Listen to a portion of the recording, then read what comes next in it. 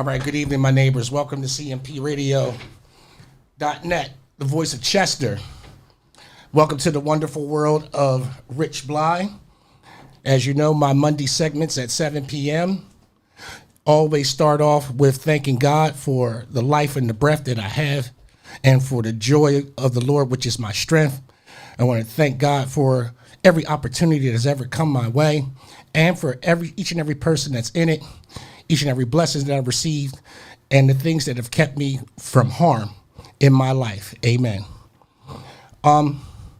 Before we get started, before I start diving into this week's topic, this week's segment, first of all, I want to say what's up to the lovely people of Asheville, North Carolina that are viewing, that'll pick up this podcast.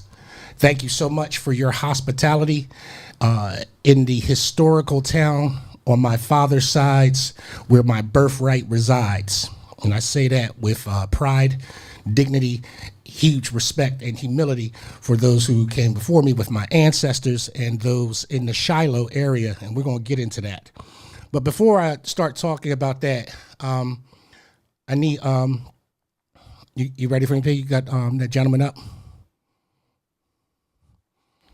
Okay. Part of my segment right now, before I get started, is devoted to a very dear friend of mine, someone that I admire, someone that I respect, and I'm going to get into the reasons why. Before I start, this gentleman on the screen, his name is Claude Isidore de Botton. And there's a great significance as to why I'm having his face put up on the screen for you. Let me tell you something about Mr. de Botton.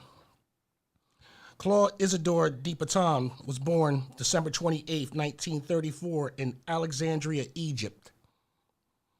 In 1956, he immigrated to the United States with his young bride, Jacqueline de Botton, the Jewish refugees exiled from their birthland, separated from family, penniless, and seeking a new life. Despite the fact that English was not his first language, Claude preserved and graduated from the University of Pennsylvania, where he went on to earn a master's degree in engineering and a minor in architecture. This education laid the foundation for what will become his lifelong passion, real estate development. Claude had a strong connection to the Almighty, and he believed he was placed in this great land of opportunity to make a difference. He worked tirelessly to provide for his family with the help of his mentors, who recognized his talent and his dedication to his craft. In 1960, he founded the National Realty Corporation, where through focus, hard work, vision, and an ability to recognize good people, he cultivated strong and lasting relationships all across Delaware County, Pennsylvania. Claude often expressed his deep gratitude to the United States, the country that provided him freedom, welcomed him, and offered him the opportunities that could have never occurred in his former homeland. In his own words, this is the reason why we developed the Delaware County Veterans Memorial in Newtown Square as a statement of our gratitude to the generations of soldiers and their families who came before us that made the ultimate sacrifice, as well as to those yet to come, lest we forget. Only in this free country could I have been part of the unimaginable dreams of growing a healthy family, of being welcomed into a vibrant community, and of developing buildings that are appreciated by these communities. A proud immigrant, Claude, with his wife Joyce by his side, viewed America firsthand as the promised land.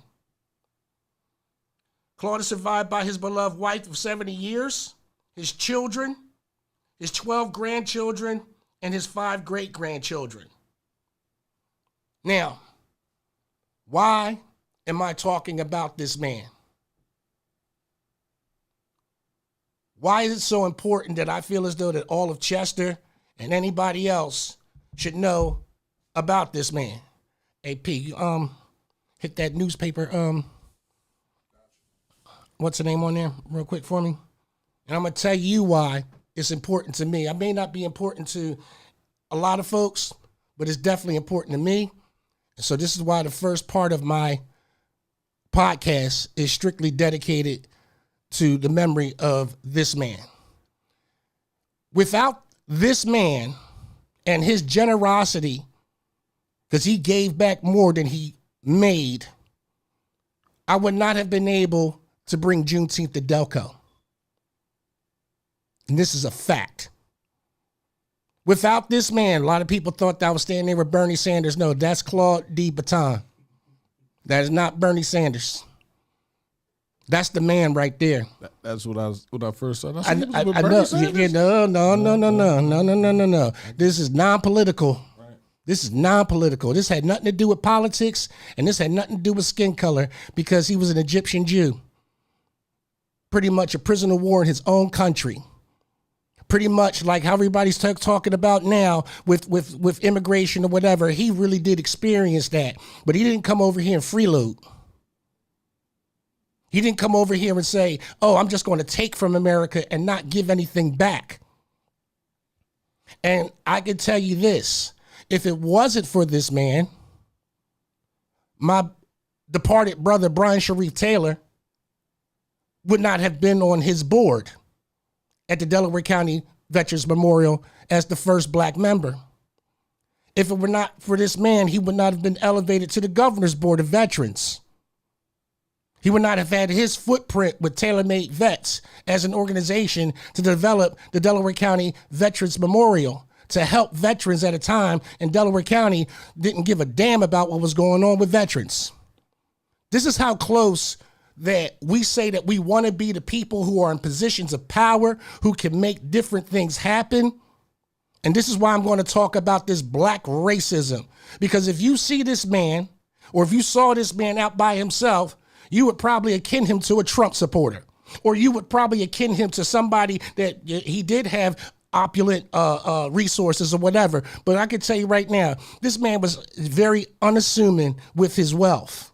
He wasn't one of those guys. I guarantee you, he's the guy that would sit next to you and say, can you pass the salt, please, and thank you? This is the guy that would absolutely, you would see him and you would think that his shoes is scuffed up and he's just some old man with no means. This is one of the richest dudes in Delaware County, and his family is one of the most prominent families in Delaware County. And when everybody else told me no, he told me yes. When I started off talking about Juneteenth and nobody wanted to hear it, he did. When I started talking about in Juneteenth, and I'm talking with my black officials, starting with Margot Davison, the former state rep. When I went over and talked to the school district, and I'm talking about current Mayor Ed Brown, when I talked to Gina Curry, my state rep, when I talked to, what's her name, when she was on the Upper Darby School Board, Monica Taylor, who's now chair of Upper Darby Council, when she was on Upper Darby School Board, she didn't even know what Juneteenth was, dog.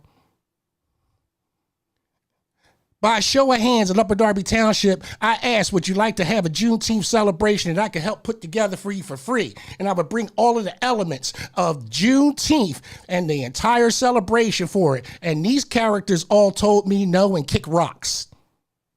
So we're going to talk about some black racism, because my friend who helped me, helped me put on a fabulous display with all of these entertainers that you see up here, trumpet players, rap artists, spoken word. I had a gentleman come all the way from Ohio, from Cleveland, Ohio, who teaches all of the international dances in the world, who came and showed us what the African-American black dance is, what our dance is, which is the march.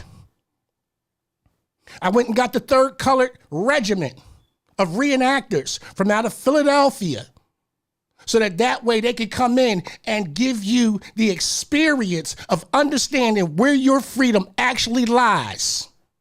And I got told no. Not by that gentleman. So, Claude, while you up there with Brian, while you up there with Tina, while you up there with my dad, while you up there with my sons, y'all all hoist a beer. Y'all all do what you want. Brian, stop hiding the pork chops. I just want to say thank you, Claude, very, very much for appreciating the history of black culture and understanding my love for veterans. And I'm going to leave you with this. If you guys really understood who this man was and you took 1% of how he felt about America, that would make you a complete American. I've never met anybody in my life that was solely dedicated to America and its veterans. That's who that man is. Solidly. That's the example that I want to follow in an American. He loved this country. Even though he wasn't from here, even though he could have gotten every opportunity he could have wanted, no, he made his way. He was not given a damn thing. So when you hear these stories, understand that when I say support is support, so do these folks. That's what support looks like. It didn't have a color.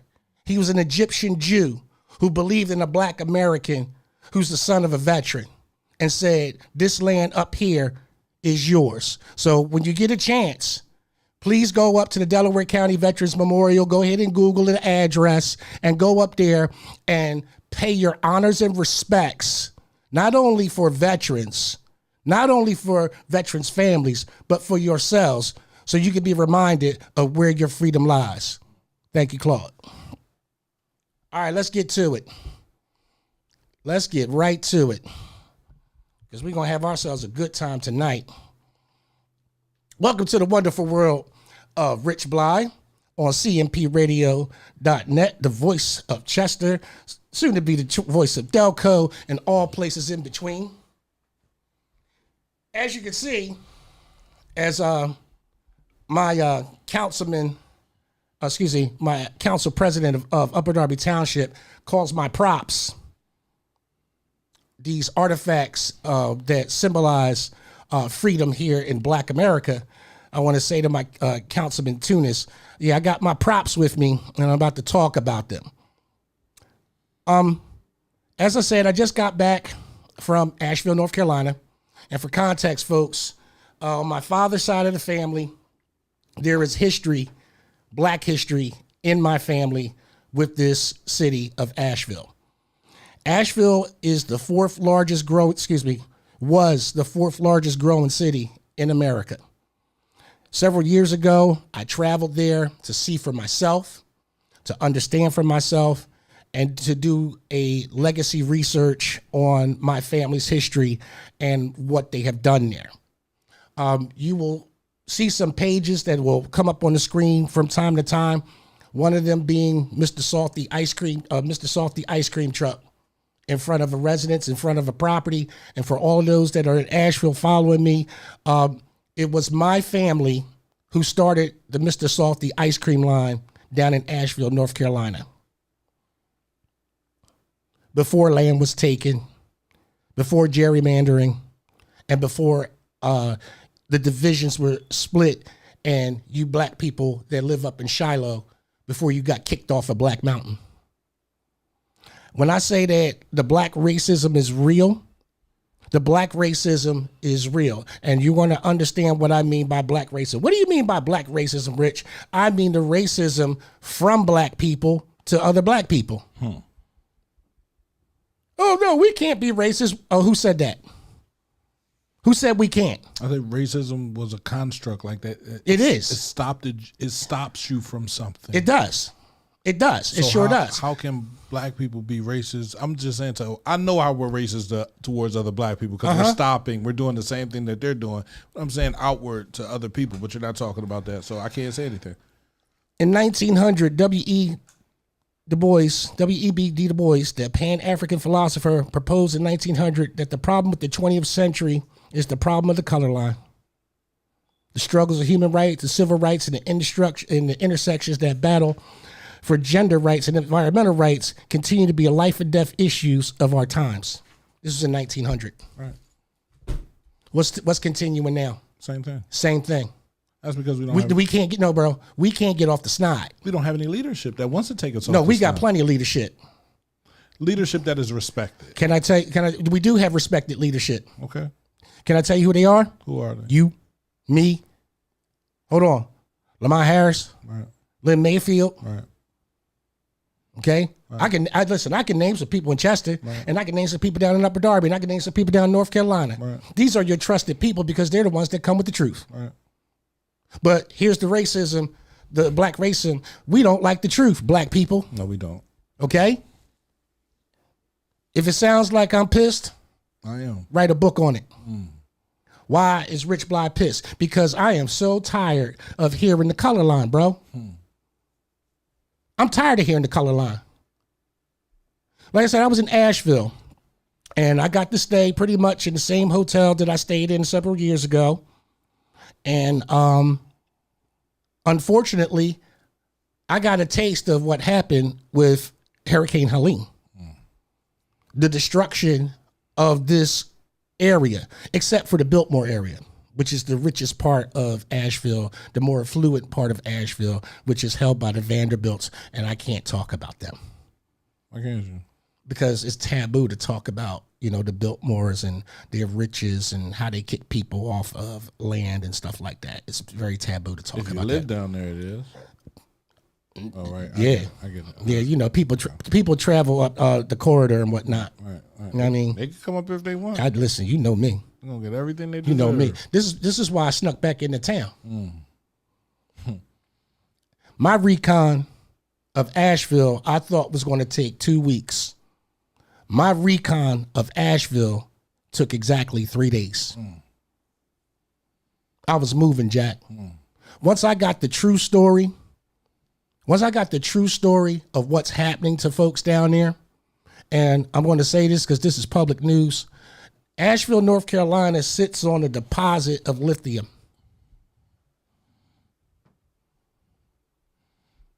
And explain what lithium is. It's what powers your iPads. It's what powers your batteries for all of your computers. So powers Tesla. Listen, everything. Right.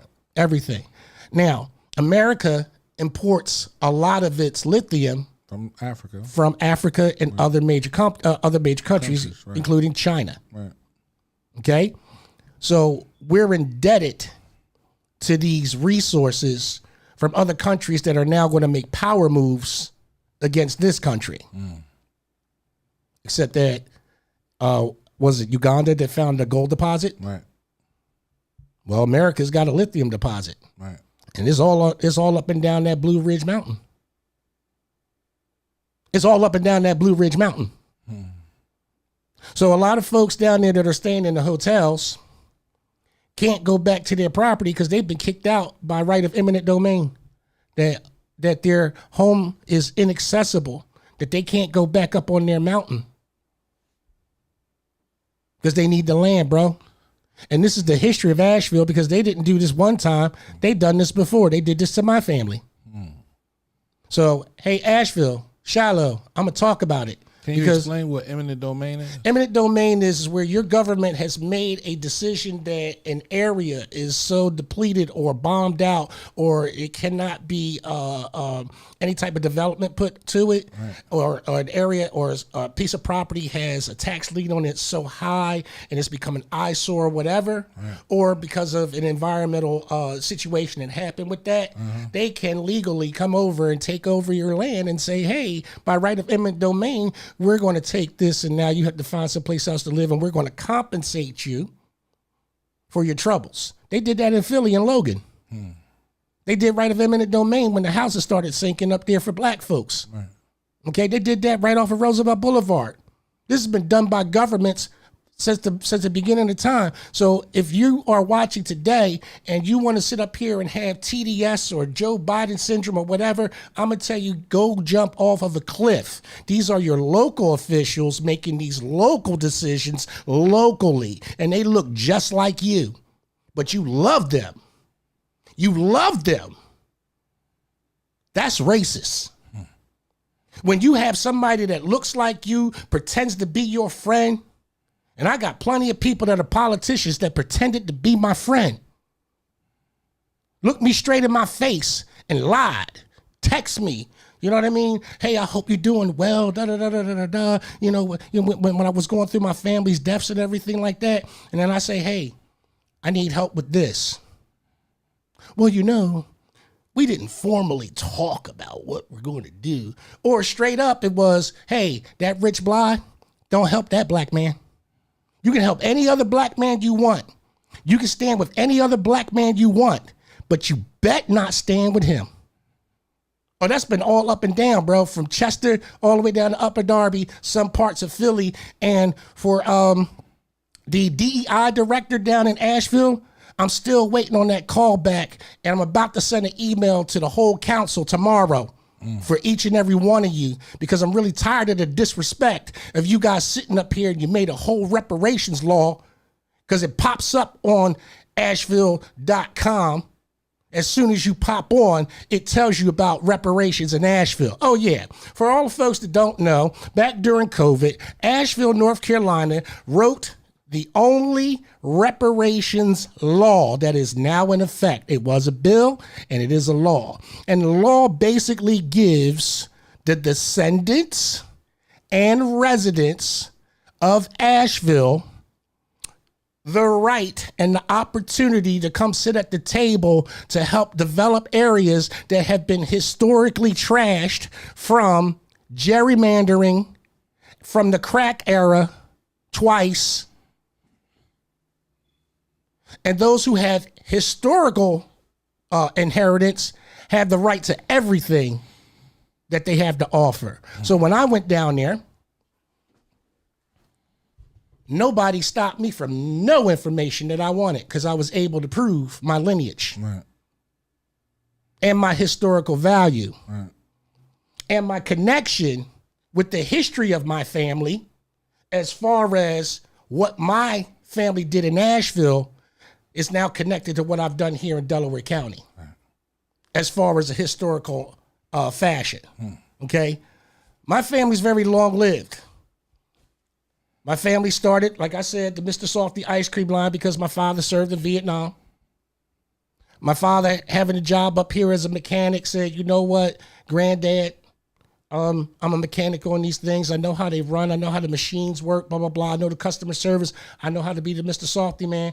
If we buy them and bring them down here because North Carolina's hot, they never had soft serve ice cream, blah, blah, blah, we can make a fortune. And my great-grandfather, Lasker Bell, did just that.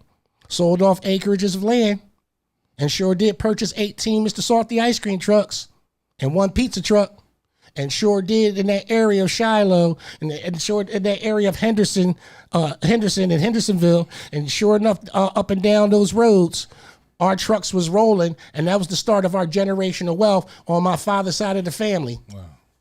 Okay? So when people want to talk to me about the government and what the government can give me, I want to help you guys out with something where I appreciate the government being able to give me permits and giving me access. The government doesn't owe me anything, and I don't want anything from them. And I'm being honest.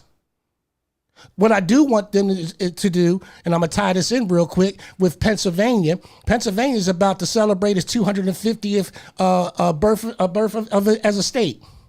Okay? As a country, as the whole United States, 250 years is everybody. No. We've already passed that. I believe we've already passed that threshold. This is Pennsylvania 250.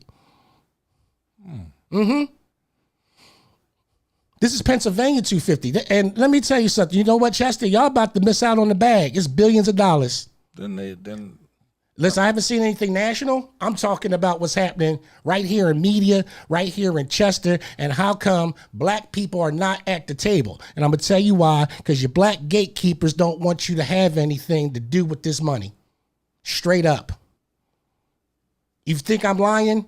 You can go ahead and contact the media department out there for Delaware County Council, and you can, as a nonprofit that has been doing things in this community for years, helping out your fellow citizens. You have historical value here in Chester. How come the conversation isn't being had with your mayor? How come your mayor isn't at the table talking about how Chester can benefit because it's the first city? This is where parts of the celebration should be, and you guys should be making money so people can come into your town of Chester and make money off of being the first city, so that way y'all can make some money.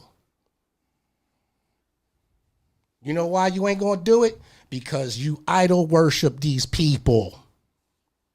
Yes, sir, councilman. Yes, sir, Miss State Representative. Yes, sir. Yes, sir. Step and fetch with these bulls. Y'all don't understand that y'all are the power. I sat back and I listened to every podcast this week, bro. And I want to say this very much. Share my podcast, everybody, because I see that a lot of people don't understand that share button very well.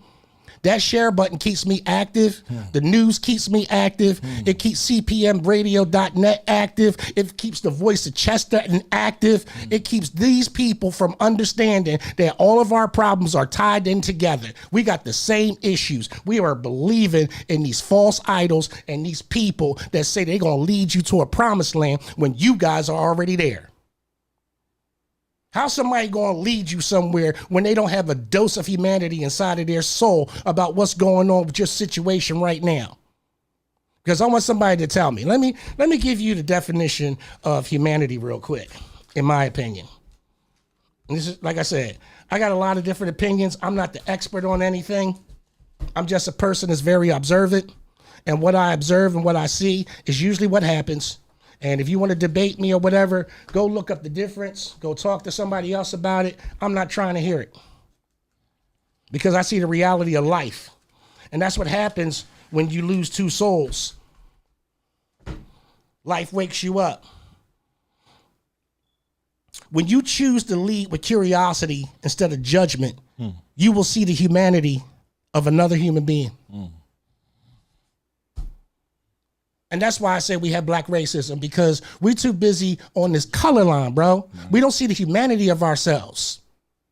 There is no respect of person, which is why we can't get it together. My views are different. But guess what?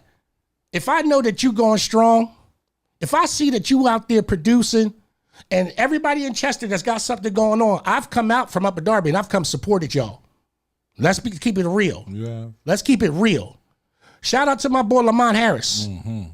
Shout out to my boy Lamont Harris, United States Navy. See, I know that on the young man's podcast or his channel or whatever it is, the journalist that's not a journalist, what's his name? Jameer. Respect to that brother. Right. Respect to that brother. I want to say this to you, Jameer. I'm not correcting you or coming at you, but I want to help you to understand something from a veteran's perspective. Lamont Harris has been doing this with me since K&A, since the start of the epidemic, before the pandemic. Lamont Harris has been doing this with me, being my DJ out in the street while we were taking care of those that are drug abused, right, those that are unhoused. Absolutely. Lamont Harris has been there for me from the very beginning. When I tell you, when black people said no, Lamont Harris said yes, United States Navy veteran. You got to understand who your real first responders are. Your first responders are not the police. Shout out to the Chester Police. All due respect, I'm going to explain why you're not the first responders. The first response is always community. The first responder is always your neighbor. Before the fire department gets there and your house is on fire and your neighbor loves you, what they gonna do? Come knock on your door. Knock on your door. That's the first responder. Bang on the wall. Bang on the wall. Right. Get the hose out. Get the buckets. Alert the community. Absolutely. Okay? That's not a knock against what you guys call yourself, but I got too many people in too many positions that say who, what they do, and how they do, and what they do for you, blah, blah, blah. I had a conversation with a young black Philadelphia police officer before I went to Asheville. And, you know, they're rolling out their new cops and stuff like that and get them a taste for the neighborhoods, stuff like that. And I'm down there in Philly doing my thing. So I'm trying to walk by the sidewalk, and they got the whole sidewalk corner congregated because they want to do a show of force. I said, excuse me, officer, you can't block the sidewalk. He said, what you mean? I said, sir, there's an ordinance. Didn't they teach you that? See, I'm direct. If you want to be young and cocky, I'm old and brash.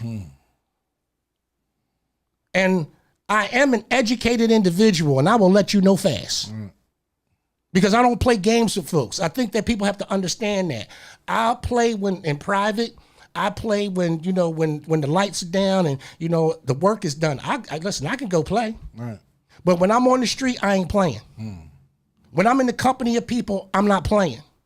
When I'm around folks and you got to act accordingly and watch your steps and everything like that, I don't play. So, officer, you're blocking and impeding my progress down the road. That's a violation. You need to step to the side, please. And it would be good for the neighborhood to show that you understand the Constitution and understand your place in the community. So we got to talking or whatever, and he was like, well, if you were getting beat up by 3 people, I would be the first to respond. I said, no, you wouldn't. I said, the first person to respond is me. I said, because while I'm waiting on you, I'm getting my ass whooped. By the time you get here, 2 of them will be gone. And then you can help me with the 1. Right. He was like, oh, what you mean? So one of the rookies, she smiled because she got it. She understood. And I think that that's what happens now, folks, is that people don't understand where we stand as black people. We don't. Because we're so wishy-washy with it. And part of that is, and I'm going to give you number 1 reason, we have no honor. Oh, y'all ain't going to like that word. I keep saying that word. You don't have it. You don't have it. You have loyalty and you have respect, and you think that means honor. It does not. It doesn't. It really doesn't. It doesn't. That is the number 1 source in the black racism in our community as black people, is because we have a self-hatred, because we have a lack of honor, and we can't teach it to our kids. Because why? Because if you give a man honor, that means he becomes a leader. And you got people who benefit off the laziness of our black men and them being slothful and not standing up as individual leaders in their own community. But you thought I was going to come here and point fingers at a white man? You thought I was going to come in here and point fingers at the Chinese man? Please You don't. thought I was going to come in here and talk about the Hispanic man? Not today. I came to talk about you. And you know where I'm at, guys? I'm in Chester right now. This ain't no tape episode. This is live. I'm back from Nashville. Yeah, I snuck back into town. A lot of people, whoa, where'd you come from? Right. Surprise. Right. Surprise. Because I'm not playing anymore. I got to talk to people down in Shiloh on my way out, bro. Shout out to my man Deshaun. Shout out to Miss Marta. I owed her 4 cents, man.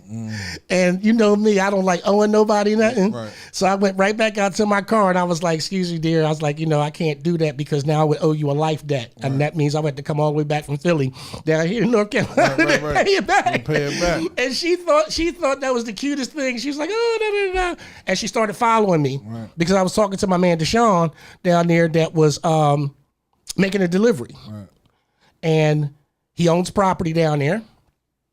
And we were talking about the historical nature of what's going on in that area. And I'm trying to tell people, you have to watch the people who are supposed to govern you. Boy. I don't care what color they are. I don't care what badge they put on the back of their name. I don't care. I'm telling you that these folks are making decisions against your livelihoods and the future and the stakes of your children.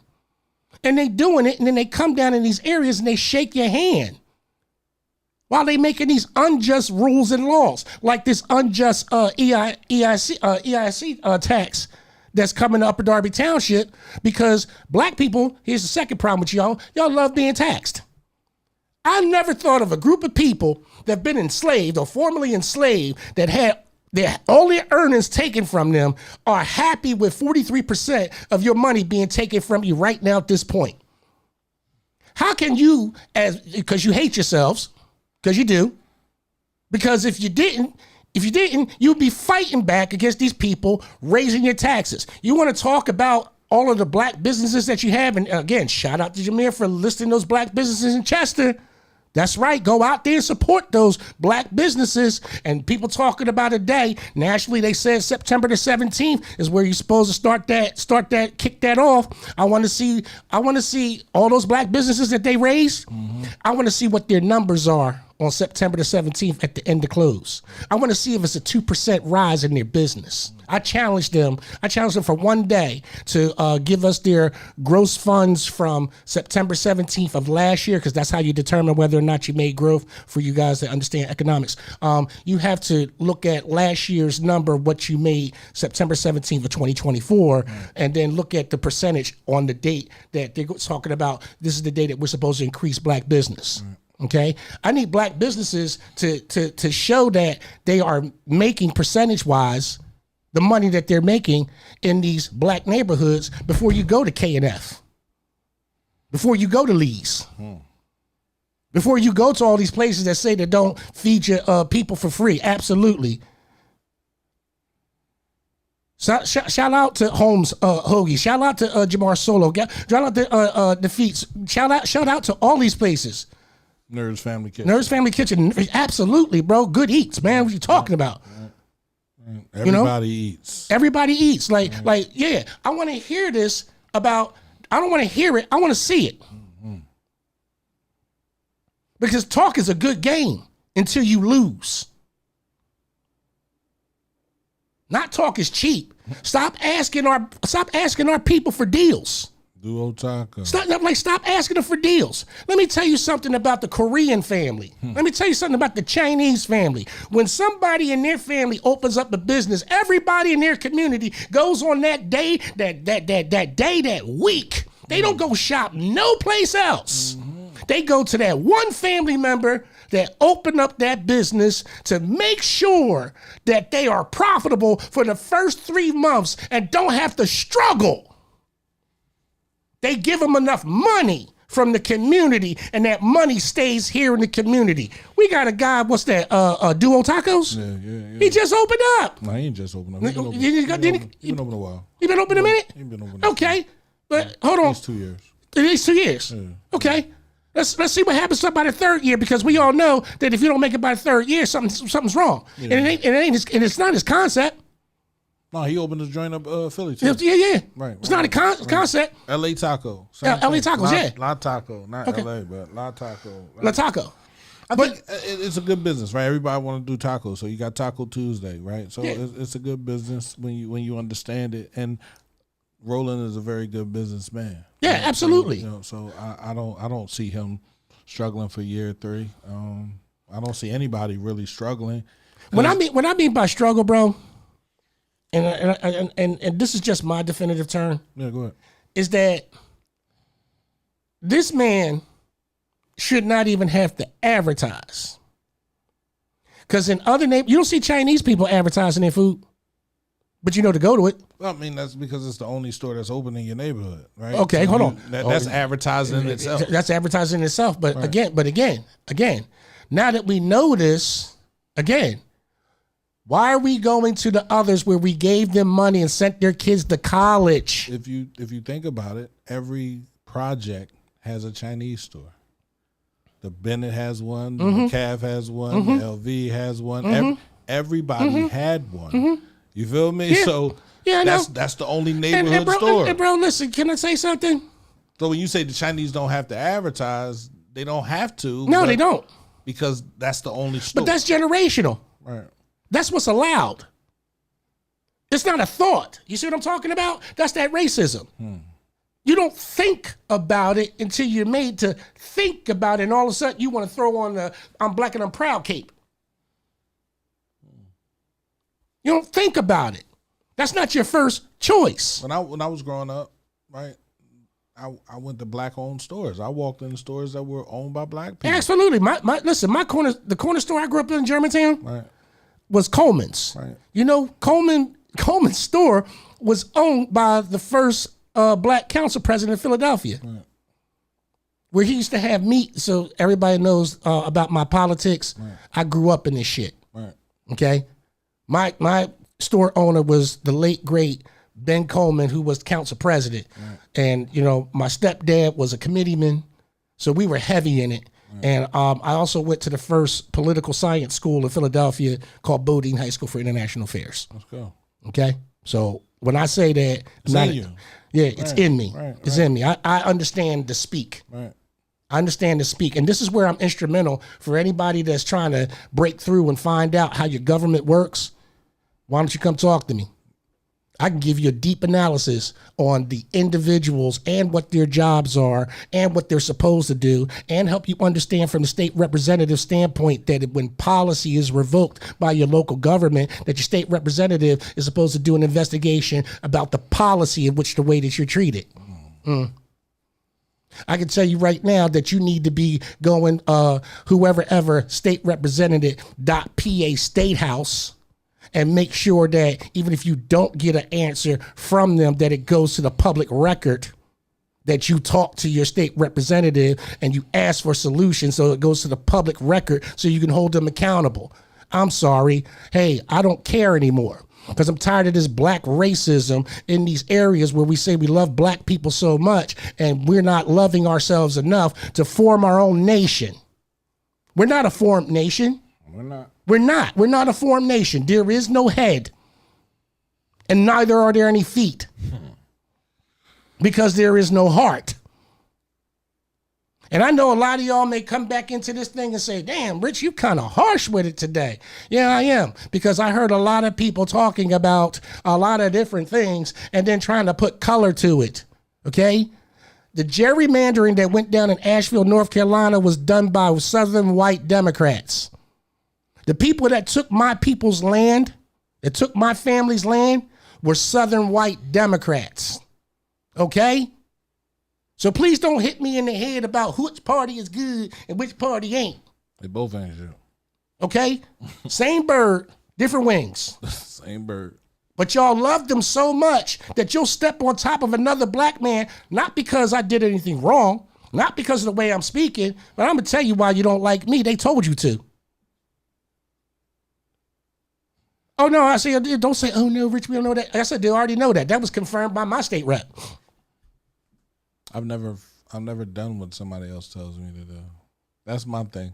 Like, if you're telling me to do it, I need to find out why. It was easy. Right. It was easy. It was easy, and I'm going to tell you why. Because, again, when I went to these folks and asked for help, they told me to kick rocks. They patted my head. You know what I mean? Go ahead, Toby.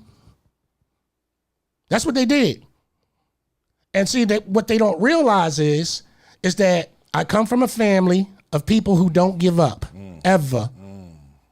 I come from a family where I'm tenacious. I come from a family where I was specifically groomed for this type of position. So let me get into this whole thing about why I say that black Americans need to establish themselves as their own nation in their own country because of your sovereignty to America. I understand that people love this term African. I get it. I understand that it can be used synonymously with explaining a darker hued person on this continent, from this region, or from Africa, or from the Caribbean, or from whatever. But I'm going to say this very gently. Everybody else around the world establishes their national sovereignty based upon a what? Geographical land mass. Everybody. Chinese, China. Japanese, Japan. Swedish, Sweden. Finnish, Finland. It doesn't matter. I keep saying this again. For those who keep saying that you're from the ancestry of slavery, you're not from Africa. And you're also not from the ancestry of slavery. You're from the ancestry of freedom. You see this depiction right here next to me? The reason why that this soldier can't speak, the reason why you don't like this image, the reason why that liberals and those that are Southern Democrat don't like this image, because this was the image that they saw, but that's the last image they saw before they died. See, your freedom was predicated upon a veteran killing somebody. And that's what we don't want to teach because death is so wrong. No, no, no, no, no. We had to take some people out of here. They had to go. They had to go. In order for your family to have a life as a black American on this soil, whether you're from the ancestry of slavery or not, somebody in a blue uniform holding this rifle with that big old U.S. button and that big old eagle on their chest had to get up out of the ground, had to stop being whipped, had to learn how to march, had to learn to put on some clothes because you know how they kept us naked. And then they had to learn how to kill somebody. And then after they got finished and they survived that war, they had to stop and return to the earth to be farmers, to be gentlemen porters, to be sharecroppers. Your guns was taken from them, along with their humility, along with their pride. And then we had to scatter because of migration. So guess what? The stories of our lives got stretched. And the further apart that we got from each other, we had to make up new, different stories. There's no connections between us as black people. So we got a group of black people saying, hate whites. Really? If you black in America and you preaching hate, kick rocks. I'm not saying that you shouldn't have a disdain or that you shouldn't have an aversion or that you could disagree with somebody, but I'm going to say this very gently also, brother Jameer, and I mean this very gently, brother, because again, I'm not correcting. You have a great platform, brother, but don't race bait it. Okay, that's helpful advice from somebody that's been there. I've been to the Ridley March. I led the Ridley March. I was in the middle of the Ridley March. I was behind on the Ridley March, bro. I laid down in the streets of Upper Darby with the Black Lives Matter group down there, so I'm not just an old head, spewing some nonsense. I got down with you young folks so I can understand from your level where you're coming from, and I can tell you right now, I am agreeable to it. But I think that you also have to understand some lessons and some tactical moves with some people that can help you navigate the areas that you're trying to get to, because I hear you. And this is why I keep saying, shout out to my girl, Taylor Diane. We all need to get together so we can strategically do what we need to do to help the people on our streets. Strategically. Because they are strategically hitting us. How are they hitting us? You better get your taxes together for your properties, folks. Get your taxes together for your properties, or they're coming to snatch them. That's what they did to this 91-year-old grandmother, great-grandmother. During COVID, the county allowed an investment company to come and take her house for less than $3,500. She's been in that house for over 50 some odd years or whatever, the family home or whatever. And guess what? She ain't got it no more because she can't fight back, because Delaware County, she paid her tax bill, but erroneously during COVID, she didn't pay it for 1 year. Instead of giving her the opportunity to, make it up, blah, blah, blah, it's 2024, 2025. You tell her the situation. No, what do? You sold it to a third-party company. And that third-party company turned around and said, we got the property, get out. No deals. For less than $3,500, her $200,000 home is gone. Okay? Same thing that's happening down in Nashville. I met some white people. I'm going to call them mountain people because they were mountain people. I met some mountain people that told me exactly what they're doing down there. Same thing. That they got to get their tax situations together, but they don't have a job to hold on to their properties. So guess what? They got investors that are living in the hotels, waiting for properties to become defaulted, and they going and they buying them right from up under people, bro. And these are black leadership on council that's allowing it to happen. They ain't protecting nobody. Oh, yeah, hold on. Let's talk about that too, folks. I know that y'all love y'all leaders so much. I know y'all love them so much. That aid that was shown on TV, during Halloween for the people of Asheville, North Carolina, that never got off the plane. I talked to eyewitnesses that were there. They came down, they did the photo op, a certain individual got back on that plane, and that plane took off. There are people that have told me that they had to fish bodies from out of the flood-ravaged waters, and they didn't care what color it was because they had to fish them out along with their family. So a lot of folks down there don't care about this political, racial, gender BS that y'all care about up here. They don't care about that no more. They got nothing. See, freedom isn't what you have.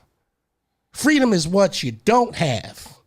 And when you don't have anything, you don't have any freedom. And I keep saying that.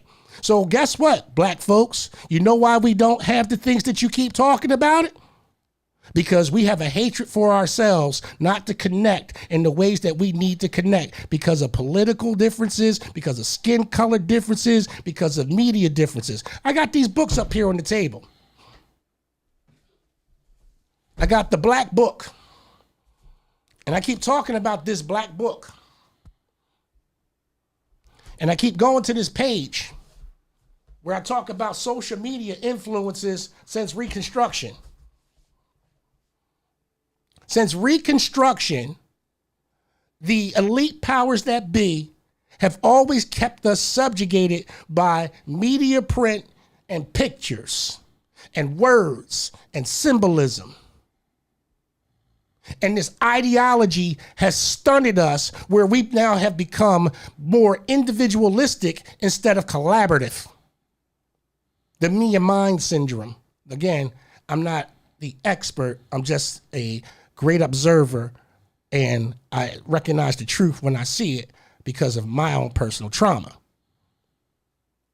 But when I tell you that they've been doing this to us since the beginning of time, using images, using words to trigger you, and stopping your opportunities to work alongside with people that may not be your shade, or may not be your age, or may not share the same religious background. So what? I've worked with Muslims. I've worked with Buddhists. I've worked with atheists. I've worked with Christians. I work with Jewish people every day. That doesn't stop me, but that stops a lot of you. Here's the third thing. Black people, your racism for going to the power centers where the so-called whites are is unfounded.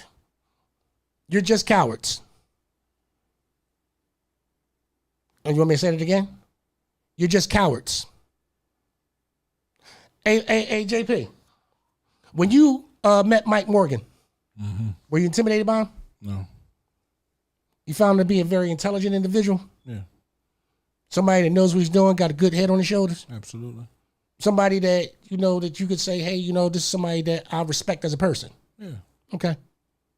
White guy, right? Yeah.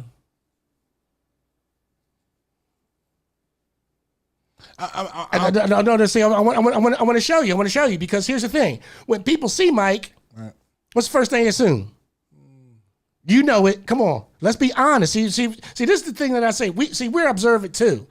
And certain people move in certain circles around us. And guess what? Men like that have put us in those positions to step into ladders and step into groups and step into rooms that our so-called people that say they love us have not. Ain't lying. I'm calling it the way it is, bro. You have to. I got to. Right.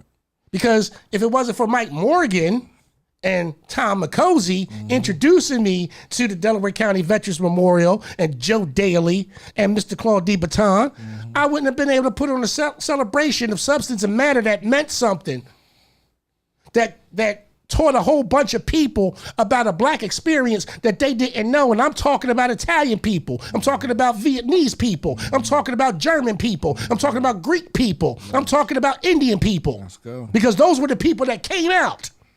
When they told you, don't follow this black man. He don't know what he's talking about. He don't know what he's doing. I've been doing this for 7 years. Strong. I've been at the radio station too, 5 years ago when I sat with my sister and I said that this was coming and I said who was involved and I said that this is how they gonna do me and you ain't gonna know who I am because they cannot have the strength of a real strong black man, Gen X black man that's gonna stand up and say, yo, I'm not falling for none of that banana in the tailpipe bullshit. Right. That's what it is. They don't like that. See, they can't ride me around the yard and get this Mustang under control. Okay? They can't take me out to the whipping post and give me that 100 lashes to get me to calm the hell down. They can't feed me nothing. They can't bribe me. They can't put substance and tits and ass in front of me and think that I'm gonna fall for it. You can't buy me. So you know what they did? He's bought by the Republican Party. I'm an independent. He's bought by the Republican Party. Now, let me tell you something. There's a lot of Republicans who understand black history better than us.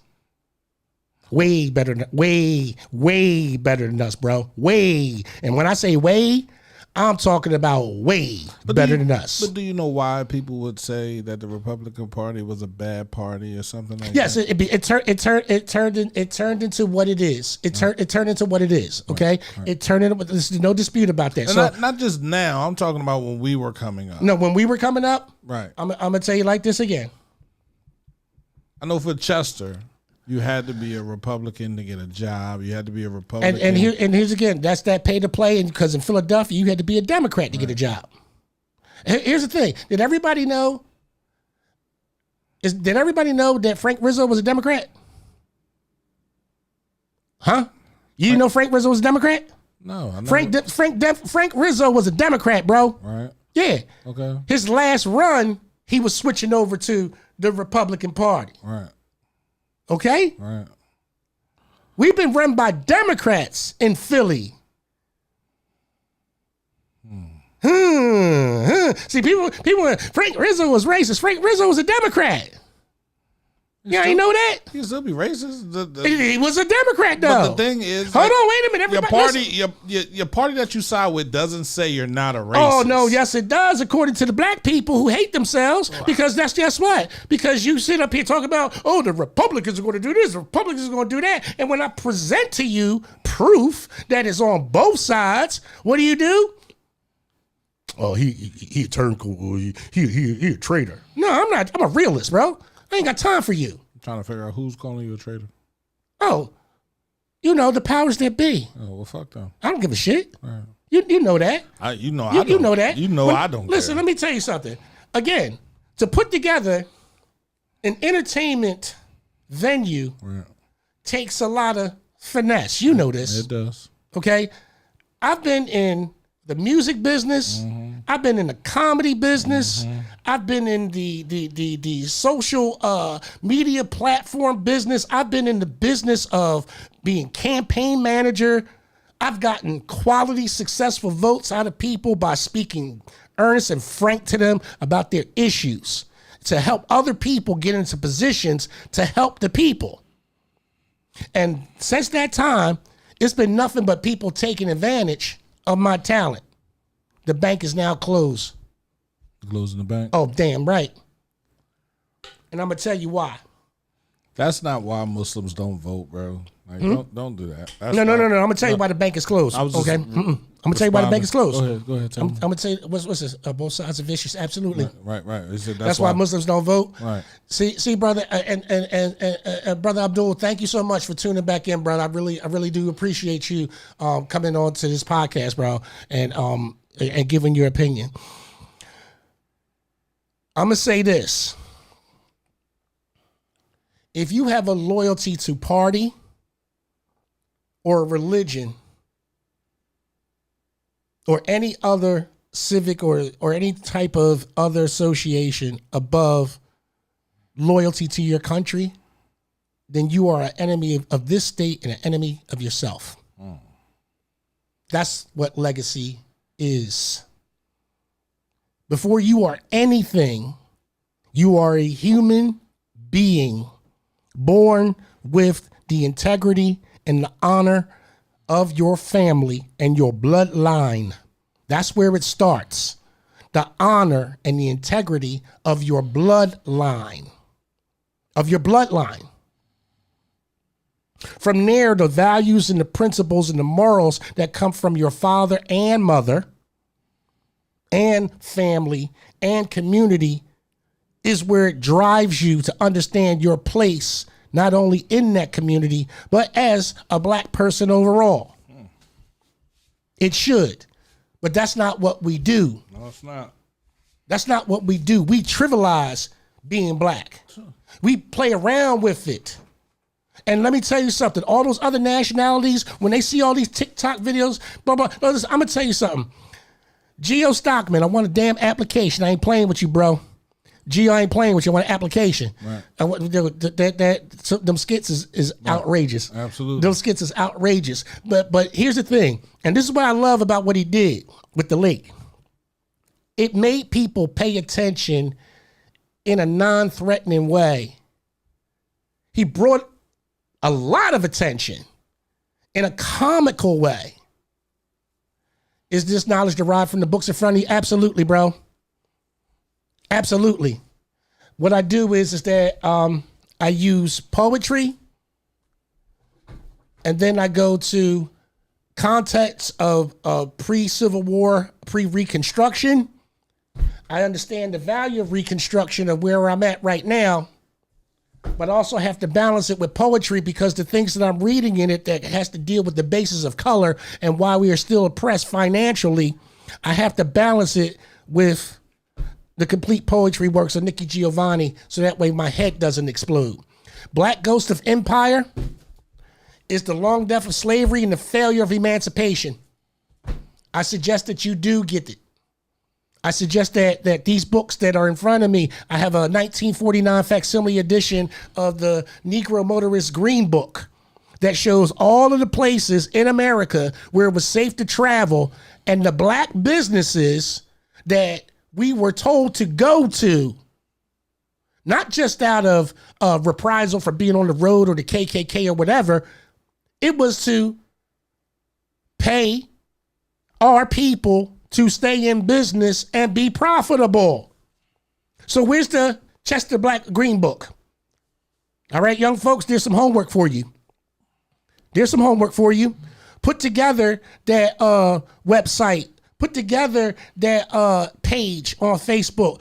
Go on Instagram and list all of those black restaurants and those black businesses all together in one grouping, Chester, and be the power that you need to be instead of them bringing influence and investors into your neighborhood telling you that there's no money in Chester, but here come everybody with a carpet bag in the Chester.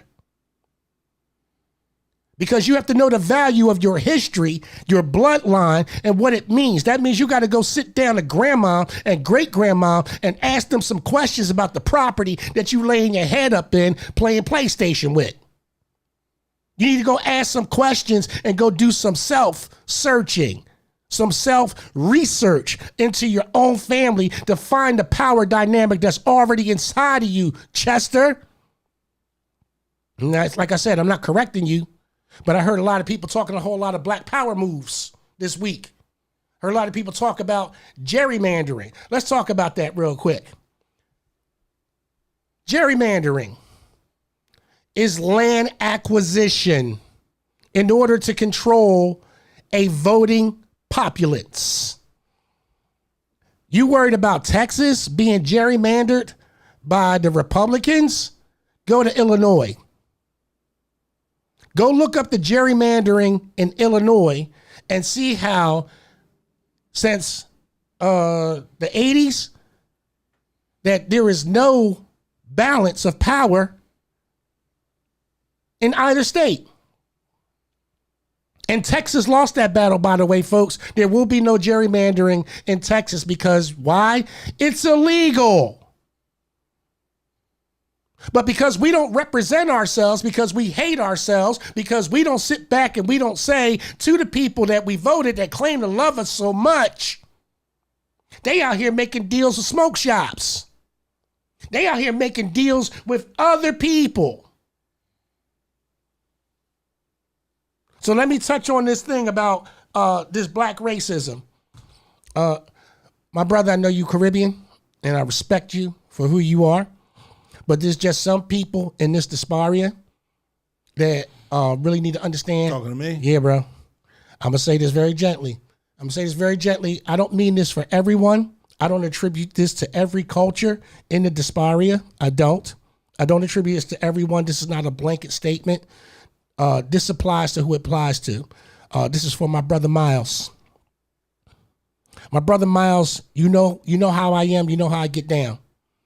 And everybody that knows me, they know that I talk like this, that I very rarely come from out of a character and go into slang. Very rarely. This is the way that I speak all of the time. This is not any airs. This is not anything rehearsed. This is me free flowing with my thoughts. This is the way that I speak. I don't put on no airs for anybody, and I don't care how you feel about how I speak, because I don't judge anyone by their speech, and you damn sure not going to judge me by mine.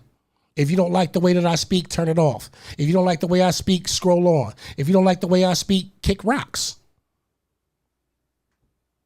But I want to talk about this because this happened in front of my daughter, Tanisha. Shout out to my daughter, Tanisha Monique Roberts. Thank you very much, daughter, for not smashing that man with that bottle. Thank you very much, daughter, for having your composure and your control in what you saw that happened to me with this man from Africa. So I'm at my American Legion post. Like I said, I got back into town early. I was feeling very good. There was an event that was going on. Usually, sometimes things go smoothly. Sometimes we may have one or two issues where people, want to disregard the rules when it comes to consuming alcohol on our property, things of that nature. I had a gentleman that came upstairs to the bar. My daughter was on a small break. She had to, use the facilities or whatever. The gentleman came in, and I'm in the hospitality business, folks. I've trained so many people in this lifetime. Trained them, giving them great knowledge, giving them great skills. So if I have a customer in front of me, a guest in front of me, I know how to be cordial and know how to speak to somebody. It's not, what do you have or anything? Hey, sir, how are you? What can I get you? The gentleman asked for a Guinness. I said, sorry, sir, we don't carry Guinness, but can I get you something comparable, like a Corona or something like that? Comparable to no Guinness? No, listen, we don't serve Guinness, bro. We are American Legion Post, and we don't get a lot of our so-called black people and friends to come up here and patronize us so we can have a beer selection to give them a Guinness. How about that? I'm just saying. Yeah, I'm just saying too. So I gotta give them something comparable, as in make another choice. Right. So I'm trying to be polite by saying that because my first assumption is that I'm going to deal with you intelligently until you show me where your level is, and I know where to, adjust myself. Right. But that's how I approach everybody. I approach them on the level of intelligence. Right. I don't bring my standard down until I see where your standard is. Right. If I got to elevate my standard with somebody, I know how to elevate my standard. Right. I know that I also have to lower my standard with some folks in order to understand what they're trying to convey, because that's the level that they're on. I'm not judging it. Understood. I'm not judging it at all. I understand people. Right. So I know that if I'm here with my intelligence level and this person is here with their social economic level or whatever, and they're speaking a certain way, I know how to adjust myself. Okay? Because I still want to meet that person. Right. Okay? I'm not up here looking down. So the gentleman said, sure, I'll take a Corona. How much is it? $3. Yeah, our prices is banging, baby. We got nice prices. Okay. We ain't charging you $5 for no beer. Right. Yeah. American Legion Post 214. Right. We about to get it popping. Right. But he asked for the beer. I go get it. I asked him, would he like a lime? He said no. He says, can I have a glass? Now, I know in most places, in most bars, they'll give you a pint glass for 12 ounces of beer. Well, at our American Legion, we don't have a bar. It's a canteen. There's a difference, and I need you to understand when it comes to military, we have different terms for different things because it means different things. Right. For anybody that sees us, oh, they got a bar. No, we do not have a bar. We have a canteen. And our canteen is for you to come in to relax, have a little bit of respite, have a little bit of a refreshment, converse with your fellow person, talk, blah, blah, blah. So for our glasses, they're the short ones. You know what I mean? The short little 4-ounce glasses, I would say. So you can sip and pour and sip. Your beer stays colder in the glass that it came in. And for a lot of people, I don't understand something. The beer's already in the glass. Right. But make no, never mind. So the gentleman asked, what is this? So you know me. I got a person who's never been here before. He says he doesn't understand what an American Legion is. I go into what the American Legion is, what it stands for, the reason why we have it, blah, blah, blah, talking about, the veterans experience, whatever. I'm the son of a veteran, so these things are quite natural for me to talk about. How about right in front of my daughter, this man says that he didn't believe anything I was saying and flagged me in my face in my American Legion as a member, as an officer. My daughter wanted to pick up that Corona bottle and smash him across his head. I said to my daughter, move out of the way. I said, sir, please finish your beer and have a good night. As they were leaving the entire party, several members of the party kept asking if I was the help. The help. The help.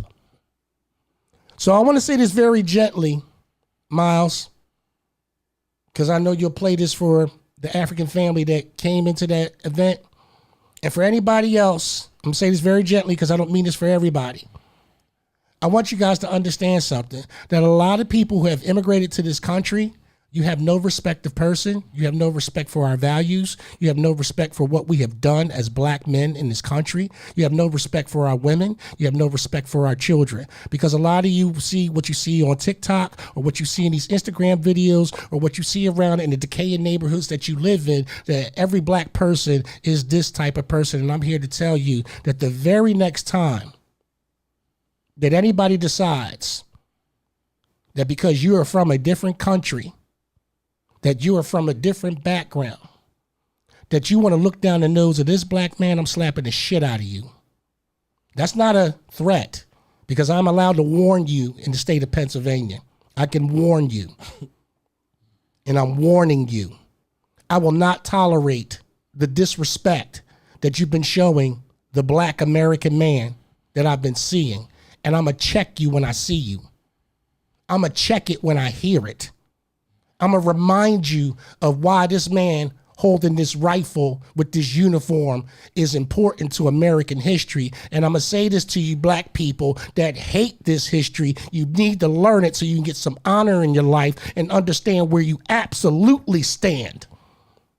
Religion did not save you. The church did not save you. The masjid did not save you. It didn't. Black men had to get up off the ground and fight. And I'm saying the same thing to these young people today. Get up and fight. Get up and learn how to fight. Let me tell you what our American Legion offers you if you want to learn how to be more American. The American Legion is family. It starts off with veterans. Veterans formed a network of service officers in 1919 that exceeds now 3,500 to help disabled veterans free of charge file for government benefits. Shout out to my brother, Brian Sharif Taylor, may he rest in peace, because that's exactly the first thing he did when he became a member of our American Legion. Assisted millions of veterans in pursuit of rewarding careers. By June of 1922, had already placed more than 500,000 veterans in permanent jobs and 200,000 more in temporary positions. Right now, we have a veteran service officer in media, Colonel Jenkins. Colonel Jenkins is actively involved in helping our veterans in Delaware County get reconnected with their benefits, housing, things of that nature with our veterans. Shout out to Colonel Jenkins. Successfully lobbied Congress to protect veterans' benefits, VA hospitals, training programs, and services on the federal budget chopping blocks over the decades. The benefits for veterans has expanded since 2022. And that is from the efforts of those who have fought to preserve the honor of those who fought for us. Develop programs and advance research in what has become post-traumatic stress disorder as early as 1921, when it was mischaracterized as shell shock. Produced studies that led to official diagnosis of PTSD in 1980 and proved that service-connected exposure to Agent Orange and atomic radiation caused diseases that demanded government accountability. My father was exposed to Agent Orange, dog. And it had something to do with his psychological profile after that. I'm a product of from that training as well. Worked to improve the GI Bill for post 9/11 veterans, including the 2017 Henry W. Colomy Veterans Educational System, or the Forever GI Bill. But you guys hate veterans. But you guys hate veterans. So hold on. Let's talk about honor and remembrance. So everybody like Memorial Day? You love Memorial Day, don't you? The cookout, the beginning of the summer, blah, blah, blah. Remember when I said that Memorial Day was started in the black community? Absolutely it was. But the American Legion had to take the lead role in 1920. To formally observe Memorial Day at the graves of U.S. military personnel laid to rest in some 2,400 empty cemeteries in Europe. Why did the American Legion have to take up Memorial Day?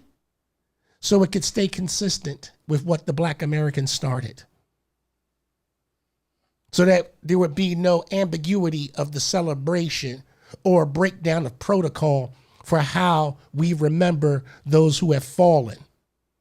That's why, to keep it in order and to honor the remembrance of the men that are dressed like this sitting next to me, because that's when it started, from the Civil War time. So the American Legion understood the assignment, because nobody gets paid off on Memorial Day, folks. It's not a payment thing. They took it so that way it could say honored in our communities. That's the honor that they have for black people, but you hate veterans.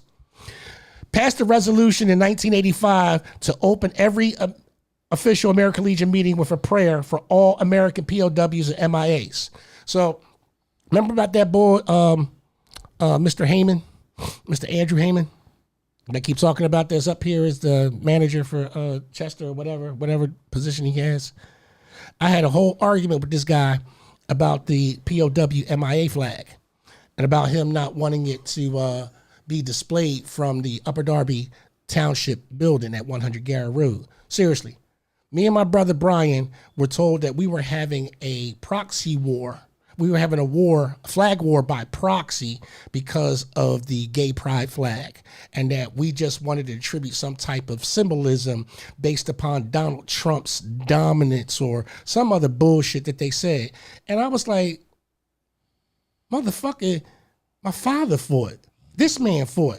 And everybody else has the POW flag above, underneath the American flag. But guess what? This is what I keep trying to tell everybody. These public officials that y'all elected, that y'all love so much, hate veterans so much, hate them so much that they fought us about putting the POW MIA flag up. And these people sit on council, and these people sit inside of your business and make decisions, and they don't even love you or the legacy that your family did. Conducted thousands of memorial services a year at funerals, special events, ceremonies, honoring those who have served their country and lost lives. You know, when you want that honor guard, you know who you got to come to? When you want that 21 gun salute for your family member, when you want that, this is who you got to come to. But y'all don't love us. And I mean that. You don't love us. And when I say us, I'm not a veteran. I'm the son of a vet. But so many veterans have told me to my face, Korean War veterans, World War II veterans, My brother. Rich, you're a veteran. No, I'm not. No, you're a veteran. You know why? Why?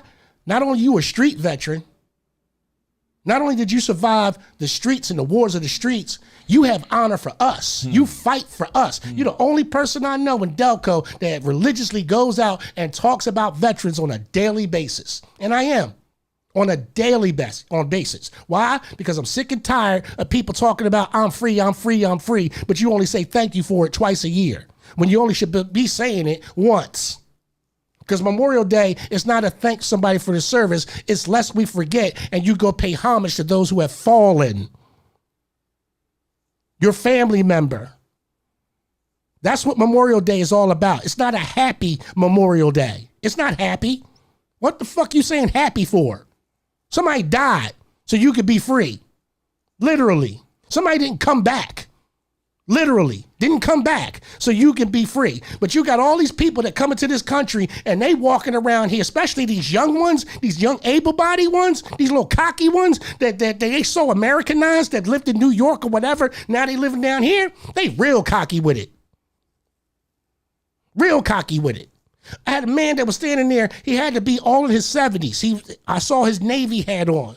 He's trying to reach for something. The kid comes by and just walk past him while he's trying to reach for something. He looks at the kid like, damn. I go over and reach for it. And then I take my cart around the other side and I intentionally crash my cart into his. I wasn't sorry for it. I did it intentionally to get his attention that you ain't going to do that to a black serviceman in my presence. That was today. And I crashed his cart just to impede his motion since he impeded a service member motion. And like I said, service members are humble. They're not going to come crying and talking about, oh, you know, you'll disrespect us, da, da, da. No, they've been built and conditioned not to. But as an American citizen, as a son of a veteran, as somebody that supports veterans, I've already told my commanders, I've already told my Legion members, I've already told my family, and I'm telling all of Delco, I'm going to be that one black American that's not going to tolerate the disrespect of veterans in my face no more. I'm not going to tolerate it. I'm not going to let you say nothing sideways to a vet. I'm not going to let you talk down to a vet. I'm not going to let you sit up here and disparage their character just because you don't like the color of their skin. I'm going to be the first person to draw the line and saying to Delco that that's how I'm coming from here on out. Because after talking about honor and remembrance, we got a second page that talk about children and youth. We urge American Legion support for Boy Scouts of America and the organizations, the first program supported by a resolution in 1919. I got a whole building. I can start a Boy Scout troop. If somebody wants to come and utilize it, we can utilize it together. But they're not coming. Why they not coming? Why? Yeah. Why? Yeah. Because they don't have the honor to put their kids in scouts, bro. They don't have the see, I don't know where people got this whole thing twisted. Down in the South, our young black men are in the Cub Scouts. Right. Our young black men are in the Boy Scouts. You know there were predators in the Boy Scouts. Okay, and yes, and because you would send your kid. They also took advantage of our community not being as upstanding as it should have been. Bro, right? We treat these programs like daycare centers. We just drop our kids off. True. You gotta be there. You gotta. Okay, you gotta. No. I'm gonna tell you right now. I know plenty of parents whose kids are in the Scouts and they are den mothers. Okay. They are scout mothers. They're the ones that handle the trips. Now, scout leader is supposed to be there, again, to perform certain basic functions, and then he's supposed to get out of the way. But because we treated it like daycare centers, you left your child unprotected. You trusted somebody that you didn't vet. You trusted somebody that you didn't do any follow-up to see. Listen, I'm going to tell you right now, my kids will tell you, I ain't let my kids go around nobody unless I knew where their mama stayed, their daddy stayed, what street they was from, who's their people. I'm being very serious. I got a situation right now that just got handled, thank you, daughter, that I thought I was going to have to leave from here and go down North Philly and take care of some stuff now that I'm back in town. Right. But thank you, daughter, for handling that, because I got the information where this person stay, where his mama stay, where his daddy stay, and all that type of stuff. And, you know, I was about to go down and have a conversation after this show about some stuff that I don't want to see in my family. Welcome to cmpradio.net, the voice of Chester. You're now at the wonderful world of Rich Blye. Children and youth, we establish a relationship with the National Education Association to incorporate the Securing of America as a program for education adequate to meet the needs of the 20th century, which will make all native and foreign born good American citizens. See, nobody wants to be an American, but you want that American freedom. Nobody wants to be an American, but you gonna sit up here, I gotta fight for what I got. I'm gonna fight for mine. I'm gonna fight for my people. How? What's the basis of your fight? What ground do you stand on? The ground you stand on isn't even owned by you for you to have a fight. See, when the other cultures fight, they have a ground to stand on. They have a base. But because you have been told to reject your country of origin, and you allowed them from when we were captive by the Indians, Treaty of 1866, by the way, with the 5 nations, when we were captive by Indians and were supposed to be freedmen, and we're supposed to enjoy the same benefits as these 5 nations over here in the 5 nations, the 5 tribes of Oklahoma, we were supposed to get that benefit when we got freed too. But because the Indian nation argued against the fact that we don't have that blood in us and that we're not this and we're not that, I give you Exhibit A, Mr. James Parks, with his traces of Indian in his blood, in his facial features, which comes from my family. And I got the historical recording of where he actually was in the nations of the 5 civilized nations, the Cherokee, the Iroquois, and all of those other folks, the Choctaw specifically. So when I tell people all of us don't come from slavery, you ain't gonna hit me in the head with the chains. You ain't gonna hit me in the head with the boat. You ain't gonna hit me in the head with the massa. You ain't gonna hit me in the head with none of that. Because there was over 300 slave rebellions because we were fighting them. But they don't want to tell you that because, again, in order for us to unite, we got to remember how we united, the type of strength we had, that just because somebody on a Georgia plantation didn't agree with somebody from a North Carolina plantation, we had one common goal, fight. We had one common goal. We don't have common goals anymore, people, because you hate me for my tone. You hate me for my message. You hate me for this. But guess what? I love you. I'm going to share your content. I don't agree with everybody's content, but your content isn't for me, but it's for somebody else. And I got to make sure that that gets to a destination where it's supposed to get to, because you preaching a word and I know it's true, but it's not for me, but it's got to be for somebody else. That's why cmpradio.net is important. This is why when we talk about the radio station and sharing us or whatever, we talk with a sense of pride, commitment, longevity, and integrity. These positive vibes that come from out of here, it's not because we up here playing radio. Ain't nobody playing. When I come to Chester with purpose. Why? Because I'm going to tell you right now, I love Chester. I say that every time I come up here. Every time. You can't get me to badmouth Chester. I'm not badmouthing y'all. I love y'all. But I want people to stop lying to you. And I want y'all to stop believing the lies. These politicians didn't give a damn about you during COVID. I know that receiver said something when he came in here, bro. But let's keep it 100 funky. They spent that money. Who? The COVID money, bro. Who spent the money? The COVID money. You got to talk to them. Whoever was in charge at the time of disbursement of funds and how it got dispersed and who it got dispersed to and the amounts that it got dispersed to that are all on public record. If you want to understand what suffering is and who's suffering, you have to look and see who is getting the benefit from that suffering.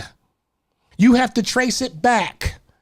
So if you are in pain, and you go to a doctor and a doctor misdiagnose you and you go to another doctor, that doctor's going to say, well, who did you go to?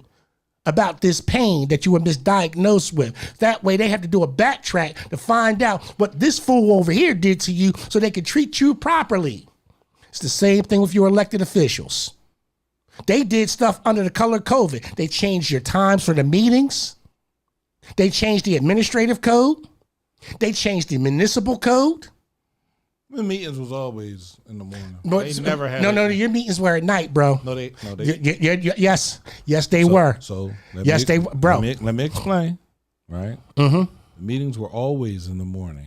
Right. They did one occasional every now and. They were never at night. Bro. As long as Thaddeus Kirkland has been.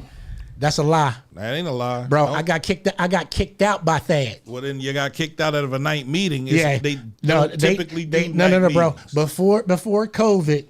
Your meetings were at 7 p.m. 6:30, 7 p.m. You know we're gonna fight, right? We can fight about it, bro. We can fight about it. We can fight about it. They switched it to 10 a.m. because guess what? People that had time to come to the meetings was coming to the meetings, and they switched it to the daytime because they know that y'all working. They did. That wasn't Thaddeus. Yes, who was what? I don't know who it was. They had to vote on it. They had to vote on it. What I'm saying to you that there was never a city council meeting during the night. There was never. My brother got a key. Well, not my brother. But my man got a key to the city at night, and that was almost 10, 12, 11 years ago. You know why I got thrown out from a night meeting? Why? Because I asked about the financial agreement with Chester to Widener. Right. Yeah, whenever you go into city council meetings in the past, asking for records and all types of indications. Oh yeah. No, but see, here's the thing: it's public records anyway. Right. I just wanted him to explain it was a financial responsibility. Okay, between Chester and Widener for $1 million. Okay, so a financial responsibility agreement in principle for $1 million means that somebody's going to be a recipient and somebody has to sign off for the responsibility of that bond. Right. Was that bond being given from Widener, or was Chester giving money to Widener and then floating a bond? Who signed off on this? Right. So I asked that question. I got kicked the hell out. Who are you to ask that question? Yeah, who am I to ask that question? It was public knowledge. I got it. I got what it was for. Right. It was nothing malicious. Right. But the fact that, again, I was hated enough by another black man for questioning. Yeah, people don't like questions, bro. Okay? For questioning. Here's the thing. Didn't Moses question God? He did. Didn't Job question God? He did. Didn't Jesus question God? Didn't they suffer for it? No. You're talking about people that suffer. No. When I say that they question God, they asked of God, right? That's questioning. Okay. No. But you have people saying you're not supposed to question God. Who's supposed to question? God is the only person you can question. Right. That's the only answer you can get. So when I go before a man, when you're praying, what are you doing? You're questioning. You question. But when I go before a man. When I go before an elected official, why can't I question? Why can't I question you? Again, because of this elitism, and I'm gonna say it again. Hold on, because y'all don't get it, and I'm gonna say it again. W.E.B. Du Bois, the Pan-Africanist philosopher, proposed in 1900 that, quote, the problem of the 20th century is the problem of the color line. The struggles for human rights and civil rights and their intersections with the battle for gender rights and environmental rights continue to be a life and death issues for our times. And hold on, in addition to the color line, the problem of the 21st century, I believe, is also problems of the ghost line. The ghost line that separates the history of man from the history of his voids. Society veils to divide the realm seen and remembered from the realm of systematically erased and disavowed color lines, which creates racial divides to oppress, dispose. That ghost lines creates existential divides between being and nothingness, being those said to those present and designated as society's present absences. We are devoid of history. We don't know who we are. So how can you have a standing? But yet you want, by proxy, people who don't even know who the hell they are to carry you. What I say about gerrymandering? Gerrymandering is to get everybody on one side. Everybody got to be on one side. Well, Abraham Lincoln said it, a house divided against itself will not stand. Oh, y'all, I know, y'all hate him too because he really didn't free all the slaves and everything. No, he didn't. He was faced with a moral dilemma that he knew that the United States would have to pay some of these slave owners because at that time, slaves were considered property. So he gave people an out and said, yeah, I'll give you $1 million. He said, if I had to do it one way, I wouldn't do it this way, but I got no choice. I got to go to the right and moral path. Yes. Was he a proponent of freeing the slaves? The answer to that is no, because he thought it would destabilize the American way. But his moral conscience said, I have to do this because the way that this tide is turning is going to be a point where we are going to be obliterated by these people anyway, at the rate that we were being mated anyway by the slave owners. This would have been an eventual thing happening. We would have overturned these oppressors at some point in time if it wasn't a civil war. It was going to happen. So this catalyst just happened to come about because of state rights and because of slavery and because of people's positions and the Missouri Compromise and all of that type stuff. All this boiled to the head the same way that it's boiling to a head now. We have to stop hating ourselves and hating the difference of opinion of ourselves. And accept that when a brother gives you correction, hey, if there's something you guys want to correct me on this show, on my show, come on. I can take constructive criticism. I absolutely can. But I'm not going to take your foolishness and pointing fingers and being victims in America no more. I'm not going to take that, oh, the white man is stopping us. Listen, I work around a whole bunch of European people on my team. I'm on their team. We're on the same team. They ain't none of them hating black folks. They wondering why they can't come to black communities and tell you the truth because you already hating. I got a whole bunch of them, I'm gonna call them white. I have a whole bunch of white friends that would love to meet you guys. They would love to sit down and talk to you. They would love to converse with you. But your minds have already been made up so badly with this color line bullshit that we can't get through to you to give you no bits or ounces of truth to the answers that you're looking for because you're waiting for a black man or a black woman to give it to you that ain't coming. I don't care about Delaware County Council and its black makeup. I don't care about Upper Darby Township and its black makeup. I don't care about the immigrants that have come here and have no respect for my country.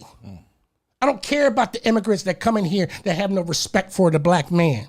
I don't care about the immigrants that come into this country and don't have no respect for the black woman. I don't care about the immigrants that are being raised up with our children in a sense of superiority. I'm saying this. Get your houses in order so we don't have to defend our positions as black Americans in our country. Get your houses in order so we don't have to keep talking about the silliness of what's going on. Your phones are going to be checked by your kids because your kids are out of control with the TikToks. Put some helmets on these kids with these scooters. Or get these scooters off the street because your kids are going to die because you got a bunch of drunk drivers and non-citizens driving trucks, swirling through traffic, causing accidents and killing people. This ain't the first time that we're seeing it. This is just a horrific one because it was live on tape where you saw an immigrant kill people because they don't understand our street signs. Y'all so happy to put driver's licenses in people that don't even know how to read English. You're supposed to have for a CDL, you're supposed to know and understand the English language. They say it for a reason. They say it for a reason. It's not against you. It's not against you where you come. Our signs are in English. Dummies. Our signs are in English.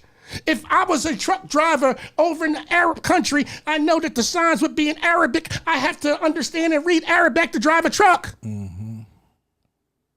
But no, you're oppressing these people and keeping them from jobs. Blah, blah, blah. No, they got to go through the processes just like that man at the beginning I told you did. He came in here, got himself educated in the American way so he could process himself the American way. But y'all don't want to do that. Y'all want these shortcuts. Y'all want to skip the struggle. You want to blame people. You want to blame the white man. You want to blame the white girl. You want to blame the white this and the white this and the white that. Meanwhile, my sons were murdered by black men. Meanwhile, when I help black women in domestic abuse situations, it's at the hands of black men. Meanwhile, when I have to call up certain lawyers to help young black kids from going to prison, from going to jail, the lawyers are definitely white, but the perpetrators of the crimes are black. Who we blaming? Chester is what? 98% black? Pretty much? Right? How y'all blaming anybody for your internal steps? Who's stopping y'all? What's stopping y'all? Because I see black business growing in Chester. Shout out to all of them. But if they're going to stay afloat, you got to love them more than you love the Chinese. I'm not saying don't participate with the Chinese, but you got to love them a little bit more and put them on that economic base so that way they can be more giving with fundraising. They can be more giving with philanthropy. They can be more giving. And then that makeup of giving looks like people who love one another. We see those things that happened with Nipsey Hussle when he built those types of things in his community. The community gave back because he built the black businesses in his community. Somebody hated on him, his own people, and shot him for the hatred. Mm-hmm. Y'all gonna sit up here and play this game when we already had the examples right in front of us. I'm 58. I'm Gen X. I make no excuses for what I say. I've been educated, and I've been educated in these streets. I know what time it is. I understand there's certain things I can't say, and there's certain places I can't go. But I'm going to say this, black people, we got to get our stuff together. Get your houses in order is what I'm coming to say to you. You got to love your country. Your nation of birth is America. You are an American. Now, you want to put the African in front of it, you go right ahead. I don't care about that. But remember, you are American. And you have to perform that way in order to unlock those opportunities that you are so-called looking for. And if you want to get mad about the color line and not do it, sayonara. Because I can't help you. But I can tell you right now, that's the only way in. Unless you want to separate yourself and go create your own foundation, but you still have to deal with the powers that be with the permits and with the inspections and stuff like that, because Uncle Sam got to get his money and they going to get paid. But we got to stop this pointing fingers outwardly at these ghost situations that we keep saying that people are doing to us, and actually turn around and stop hating ourselves so much. Mm-hmm. Because this is racism, folks. You hate me because I'm black, because of what I'm saying, but you can't hate me for my truth. You hate me because I hang out with white people, I hang out with Italian people, I hang out with people that tell the truth. I hang out with people that show me love. I hang out with people that respect me for the knowledge that I bring, because I stick with the facts. I don't care about that emotional bullshit. For my people down in Shiloh, North Carolina, Asheville, find out about your property. Make sure your taxes are up to date. Get into the history of Shiloh. Find out what happened to you. Understand that there's lifting deposits down there. Yes, it is. Yes, it is. Make sure that you're on that line. Make sure you protect yourself. Make sure you protect yourself. Make sure you protect yourself from your government. Upper Darby Township, Chester, and all points in between. Protect yourself from your government. You have that right. And I'm not saying bear arms. I'm saying make sure your house is in order. I'm saying make sure the things that are in order that they can come and take from you, because that's what they're trying to do. Your livelihood and all. They've been doing it. They're going to keep doing it, and they're going to disguise it with putting a letter behind their name, a D and an R. Your loyalty belongs to your country first, not political party. Your loyalty belongs to country, not political party. And your humanity is what's required in order to deal with me. This has been CMPradio.net, the wonderful world of Rich Blye. I'll see you guys on the flip side.